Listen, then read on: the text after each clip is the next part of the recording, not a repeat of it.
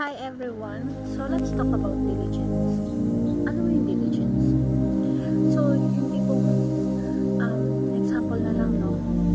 Maglilinis ka ng kwarto, maglilinis ka ng bahay. Sabihin natin, oh yung kwarto ka na gagamitin sa shooting. So ang gagawin mo, anong klaseng paglilinis dapat ang gawin mo?